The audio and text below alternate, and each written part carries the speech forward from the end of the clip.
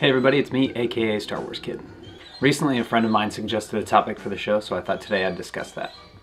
A lot of people ask me, Travis, how should I watch Star Wars? This question has come to me from existing fans as well as people who have never seen the series at all before. Why have they never watched it before? Now while I don't think there's one true way to watch Star Wars, there are a few different methods, and I'll talk to you about each one and the pros and cons of them. If you're going to have a Star Wars marathon, there's a few things you have to take into account. Are you a new viewer? Are you an old viewer? How do you want the information revealed? Which character plot do you want to follow? Each of these methods kind of highlights a different way of watching it. The first method would be the way fans have watched it from the beginning. That would be in release order. Release order would be episodes 4, 5, 6, 1, 2, 3. This is the way George Lucas made them, and this is the way fans were exposed to them originally. Now while this is the classic viewing order, there are a few issues I have with it. One of the biggest hangups I have on release order is the reveal of Palpatine's character. You find out in the original trilogy that he is Palpatine, ruler of the Empire.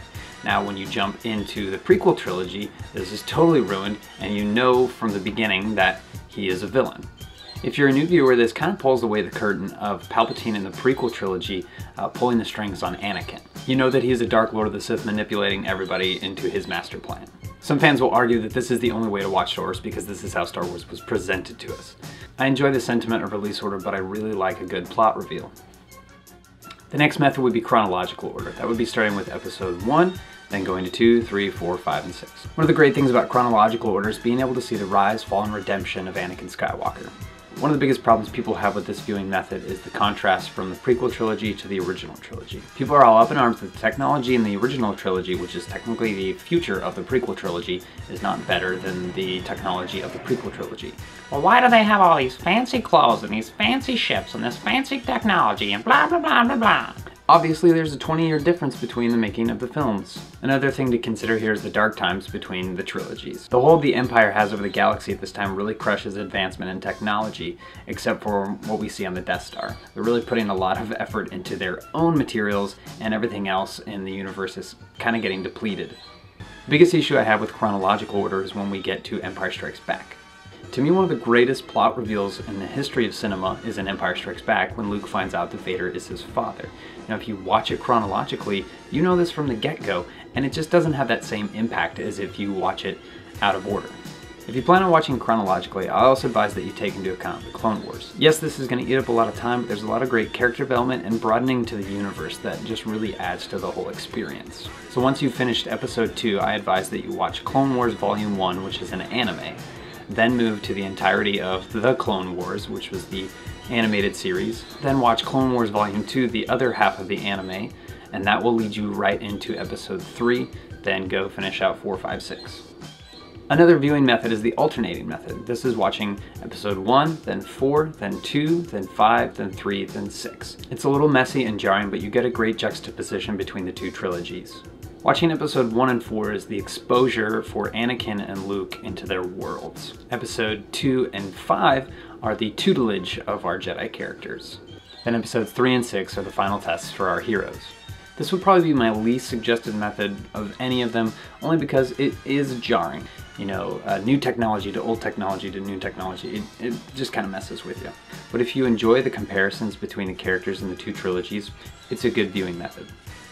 The most suggested way for watching the Star Wars series is what is called machete order, or the flashback method. We start with episode 4, then 5, then you go into the flashback of episodes 1, 2, and 3, and then you finish out with episode 6. I mentioned earlier that with release order you lose the reveal of Palpatine, and that with chronological order you lose the reveal of Vader as Luke's father.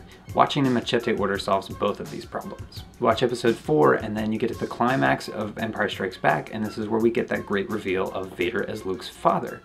Then you get to follow right into the flashbacks of episodes 1, 2, and 3. True machete order removes episode 1 from the viewing entirely. The reason for cutting Phantom Menace out of the viewing has largely to do with people just not liking what it adds to the Star Wars folklore. The Phantom Menace introduced midi-chlorians, and this made people mad because it took the Force, which was this mystical thing, and put some science to it. But probably the biggest reason for cutting Phantom Menace out of it is Jar Jar Binks. How rude! Fans have made pretty evident their distaste for Jar Jar, and by removing Phantom Menace from the viewing, this removes the majority of his screen time. The films are a lot like The Force, and I think you need to familiarize yourself with both the good and bad sides of it. Episode 1 came out when I was younger, so it was the first release experience I got to have with Star Wars, so I really enjoy the nostalgia and excitement of that. Years later, I can see a lot of problems with Phantom Menace, but you know what? I still enjoy it, so all you haters out there can shut it. Another reason why I always keep Episode 1 in the mix is Darth Maul.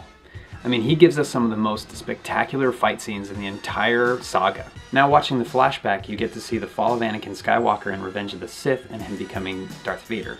We immediately follow into Episode 6, Return of the Jedi, where we get to see Vader's redemption and Luke completing his story arc by not giving in to the dark side. If you've never seen Star Wars before or you're sharing it with someone who hasn't, this is the method I would most suggest. None of this really matters because as long as you're watching the films to enjoy them, that's what counts. And things are going to change when Episode 7, 8, and 9 comes out, but we'll cross that bridge when we get there.